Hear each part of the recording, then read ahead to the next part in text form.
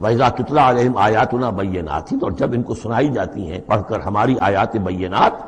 تعرف فی وجوہ الذین کفروا المنکر، تو تم دیکھتے ہو کہ ان کافروں کے چہروں کے اندر سخت ناگواری کے آثار پیدا ہو جاتے ہیں،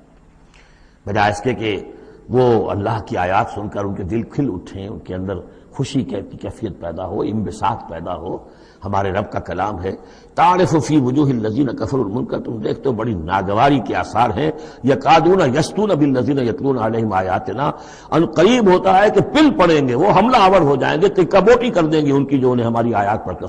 سنا رہے ہیں۔ قل افانبئکم بشر من ذالکم، ان سے کہیے تو کیا میں تمہیں بتاؤں جس قدر تمہیں ناگواری اس وقت ہو رہی ہے، تم پر بڑی سختی بیت رہی ہے اللہ کی آیات جو تمہیں سنائی جا رہی ہیں، کیا اس سے بھی زیادہ بری بات کون سی ہے بتاؤں؟ النار، وہ آگ جس کے کہ تم مستحق ہو رہے ہو اپنے اس کفر اور انکار کی وجہ سے۔ وعدہ اللہ الذین کفروا، اللہ نے وعدہ کیا ہے اس آگ کا کافروں سے، وبئس المصیر، وہ بہت ہی برا ٹھکانہ ہے۔